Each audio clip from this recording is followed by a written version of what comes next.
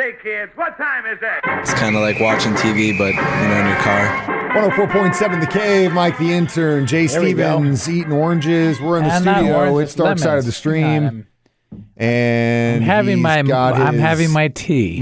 Microphone turned up way too loud, like usual. It always it changes. Wait, but I kind of like this version of the video. This version better. Of what? Well, look at it. It's like we got the bricks now. We're not like we could do this one. Yeah, or we but could look do at them. This one. Oh, I like this one better. Yeah, Looks but look more at professional. mine. Anyway, this is Dark Side of the Stream. Why am I in a black room? It looks because like you I'm got in your a phone doorway. turned up. It's your orientation of your phone's messed up. If I turn it, is it going to screw it up? Well, let's try it out. Well, yay! Look, he's figuring it out. Wait a minute, this is a game changer. You can't teach an old dog new tricks. This is Dark Side of the Stream on Now, 104.7 The Cave. I am Mike the Intern. This is the talent, Jay Stevens, and as always, I'm using a mic today. 3, 2, 1. We watch movies, so you don't have to. One day we'll get it right. This week was Jay's pick. Bad Reputation came out in 2018. Basically, the biopic of Joan Jett and her life in the Runaways as a solo musician, and really just all around badass chick. Is what you get from this. Kind of paved her own way, even in the Runaways and solo career, right? Yeah. Because I, to me, growing up in the 80s, basically was chicks with guitars. It was just the norm, but when she was growing up, it was not the norm. There was no girls with guitars. When the Runaways happened, it was almost as if it was some sort of a gimmick. Yeah. And it early on, I mean, the Runaways found success, I think, because all these dudes were like, oh, look at these chicks. They're all late teens. All right, then play guitar, cool. All of a sudden, guys could be groupies. Well, and that actually happened. They opened for Cheap Trick, the Ramones, Van Halen, Tom Petty. And it only lasted a very few short years, but they kind of came out pretty fast and furious. They're pretty hardcore. It seemed like it was kind of like punk rock, Before we get into the story of Joan Jett, though, I wanted to bring this up, and I'm probably going to get crucified for this, but I always have this sense of phony baloney when it comes to rocker chicks, because I feel like some of them, and it's probably because it's a man's world, that they feel like they have to go further than they already are, be tougher than they already are. And sometimes to me that just kind of screams phony baloney. Yeah. Joan Jett to me is not phony baloney. She seems pretty hardcore. She's pretty hardcore. She is who she is. The New Yorkish accent or whatever it is. I don't give attitude. I don't. Yeah. You know what I'm saying? She's actually from South Philly, which is even more of an accent. Yeah, but actually, she probably was Ned's neighbor at some point. Rough around the edge. Ned might have done it. He said that, not me. So when Ned starts to come screaming in here to beat us up, you point him in Jay's direction. Yes. Guilty until proven innocent. Ned. Yeah, guilty until proven innocent. We've heard, but yeah, I always have this kind of it's legit. You're not really a rocker chick, but Joan Jett, she's pretty rough. Never had that. The Wilson sisters never had that with them because they are who they are. There are other female artists to me that I'm kind of How about Wilson Phillips? And Hold Nancy on for one Wilson. more day. And Nancy Wilson from the band Heart.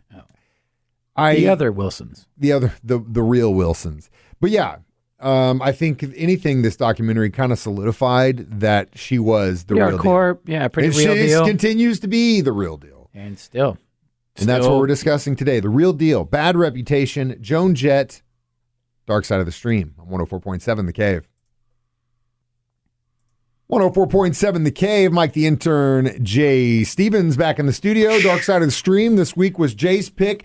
Bad Reputation. Is she your favorite female rocker, Jay? No, if I probably had to pick one, I probably would pick Lita Ford. You'd pick Lita over? Which I'm sure Lita Ford was because you felt like Lita was more attractive? Well, just when I was in high school, she was this rock goddess, man. Did Joan Jett kind of scare you?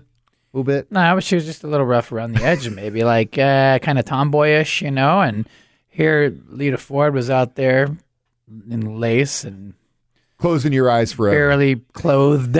Making you close your eyes and forever. rocking, I mean, not that I was a big fan of any of either, but if I was to... if you had to pick. To put a poster on the wall, it probably would have been Lita Ford. Lita, okay. Vixen would probably be a close second, I guess, Vixen. Oh, yeah. Okay. Dude, don't get started on that. So, We're talking about Joan Jett's biography, Bad Reputation. As we mentioned, she was in a band called The Runaways. You should definitely check them out if you're into punk rock. After they kind of fell apart in the spring of 1979, she would produce a record for The Germs, which is a pretty cool record if you haven't checked that out. But then she would try and form her own band in late 79, which took her a while. She had guys from the Sex Pistols, Paul Cook and Steve Jones tried to help her out on it. They actually did a early version of I Love Rock and Roll. If you can find that, it's pretty cool. She had a couple of the guys from X in LA helping her, but eventually I think she partnered up with that producer who was a producer of Bubblegum. Yeah, which we'll get to that in a minute. Because that in itself is a very cool story. So she's kind of working out, I guess she put out an ad in the paper just saying she's looking for 3 good dudes. You know what I mean? Yeah, Joan Jett wants 3 good men. Like 3 good men. Side note, though, the Ken Fowley guy prior with the whole Runaways, the Ken Fowley manager guy, very interesting character. Huh? Would you say he's like the Jay Stevens of that era, maybe? If you want to put yourself on the same team with that guy, I mean, I would almost say he was kind of a groomer at a certain point because he saw what he had and like would go back to what we were talking about being almost kind of like a gimmick. Didn't he also work with the Who, or who did he work with? Ken Fowler. Yeah, Ken Fowler. So Ken Fowler, if we're gonna look up Ken Fowler, because I've heard the name before and that whole era, of like, and he was like the band manager guys for a lot of people. Was it there, or was it who did he work with? Was it Stones? I mean, the Who, or did you have some hand in Zeppelin? You're gonna catch me off guard. Look up this stuff live. Everybody we always thinks come Mike up with knows these everything. Stupid questions. Little did we know he's got to Google stuff now. Okay, first of all, I don't think the dude's name's Ken Fowler, because if you look up a guy named Ken Fowler, you're like Ken Fowley. Ken Fowler. It's Ken Fowler. Ken Fowler. Kim Fowley. Kim Fowley. Kim Fowley. Okay. Not Ken Fowler, who I don't even know who that is. But yes, he was involved in, I believe, the Runaways. He also worked with Phil Spector a couple times. That's okay. Paul Revere and the Raiders. Definitely worked. It looks like he worked with Gail Zappa at one point. He was a mover and a shaker back in the day, right? Oh, worked with Mothers of Invention, Frank Zappa. Okay, which is pretty cool. Maybe that's where we came from. I think that whole scene, that whole kind of late 70s scene, he was just a prominent player, if that's a word. Yeah, he worked with Lennon at a certain point. He worked with Alice Cooper. He worked with Chris Christopherson. There you go. There you go. See. I mean, he got in and around, but I guess he was kind of the brains behind the whole Runaway thing. This again is Kim Fowley, not Ken Fowler. Ken, if you're Ken Fowler and you're listening, we apologize for associating you with this guy. It's Dark Side of the Stream, episode number 63. We discuss Bad Reputation about Joan Jett. Eventually, we'll get back to her on 104.7 The Cave. 104.7 The Cave, Mike the Intern, Jay Stevens in the studio. It's Dark Side of the Stream discussing Bad Reputation from Joan Jett. So let's get back to the chick. No, could we stop for a second and comment on what you're wearing today? I'm freezing, dude. I'm a cold guy, man. I don't know what it is about this building like today, the last few weeks. Some days Mike looks like 90s rock stars, and today he's looking more like a Colorado logger. You're always thinking about the dudes from Canada, the beer guys. Yeah, too. You know what I'm talking guys, about? Right. Yeah. On the first day of Christmas. It's a hell of a lot better than you calling me Fred beer. Durst, you bastard. Well, I didn't say the name. I didn't want to say the name again, but you Just did. a trigger word for me. Can you say bastard on the air? Of course. All right, great. We just did. So this is Dark Side of the Stream. We're discussing Bad Reputation from Joan Jett. No, not me. She breaks up with the Runaways in late 79. She's like, I gotta put an album out, right? So she gets together with this guy and forms the Blackhearts. Is that what it is? Essentially, yeah. Fowley helps her kind of get in the direction of putting the Blackhearts together. They basically, her and the producer who worked on this, Kenny Laguna, sent this out to 23 different music labels. They all like, meh. 23 pass Probably letters. could have been the whole phony baloney thing, honestly. You know, it was like, they're in the Runaways. No more chicks. It's just a chick and some dudes. Who cares? Like, whatever. But that producer's wife had faith. Yeah. Well, so much faith that they were like, screw it. We'll create our own label then. That's the way to do Blackheart Records was founded in 1980, and it paid for itself. She had hits, did the cover of I Love Rock and Roll. was massive. Bad Reputation. Hate Myself for Loving You. Gosh, these are hits. Had some great hits and did it all on her own. Had a great band that put that together. The Blackhearts really, I think, was part of the foundation of what she was able to build upon. But she was the real deal, and she put her money in her mouth and believed in herself. Luckily, she had guys that were behind her that believed in her, and girls, and was extremely successful. And she has a very strong draw in the female market. Oh, very, very strong draw, which I thought was kind of funny because, you get to the whole coming out thing with her, and she's always been just kind of like, I am who I am. She doesn't make a big deal about it. She's not blatantly anything. She's not in your face. She's like, look, I am who I am. You want to allege things about me, allege things. If you want to say things about me, say things. So, it doesn't matter to me. Right. Which I commend that because I love people who they are, not, and do whatever you want as long as you're not hurting anybody. Cool, whatever. You're cool. Yeah, and so I think that's awesome. But when this documentary came out, there was an LGBT film festival that did not want to show her documentary because she was, quote, not out. Isn't that crazy? Well, this is like the whole. This is also like the whole thing where sometimes Christian people will frown on people for not, I don't know. They get very territorial. But it's just like, again, like, are you kidding me? Like, you're not going to show her a movie just because very weird. She doesn't want to declare it's none of nobody's business. Yeah, she does her own thing. Maybe she just likes herself and that's it. That's like me. Bottom line. Yeah. Have you ever seen Joan Jett perform? I saw her open up for, it's like that whole Cheap Trick, Aria Speedwagon, Sticks around. I've probably seen her 2 or 3 times. Always tight. Always super tight. I saw her at a very interesting performance. It was in L.A. There was the Hollywood Park racetrack, horse races track. And Friday nights during summertime, they would have Friday night concerts sometimes. So you go out there and bet on lollipops. You go bet on the horses. You go bet on lollipops. You drink. You eat. Oh shit! There you go. You eat dollar hot dogs. And in L.A., beers. They had dollar hot dogs. Hot dog, dollar beer night. Get wasted, eat a bunch of crappy hot dogs, bet on the horses. Then you walk down to the end of the track at the end, and there's a stage on the grass. And this night was Joan Jett.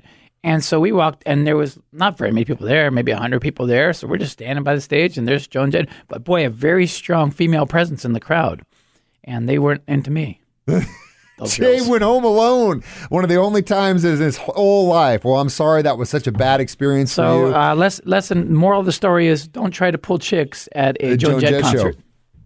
Words to live by and die by. This is Dark Side of the Stream on 104.7 The Cave. 104.7 The Cave. Mike the Intern, Jay Stevens. We're back in the studio one more time. Dark Side of the Stream, episode number 63, Bad Reputation. Don't give a damn about Bad Reputation. How many Gibson melody makers would you give? Oh, man, very interesting. Well, that's her guitar. Her first guitar was a Les Paul, and this is another thing I didn't get to mention in this is she said that the reason she flipped to the melody maker is because it's a lot lighter. And I love the sound of Les Pauls, but man, it feels like you're carrying around a tree trunk. They're way too heavy. Unless you're recording in the studio, dude, get a melody maker, Wilshire, whatever. How many drops? How many stands for my phone am I going to give this? So how many melody makers would you give this?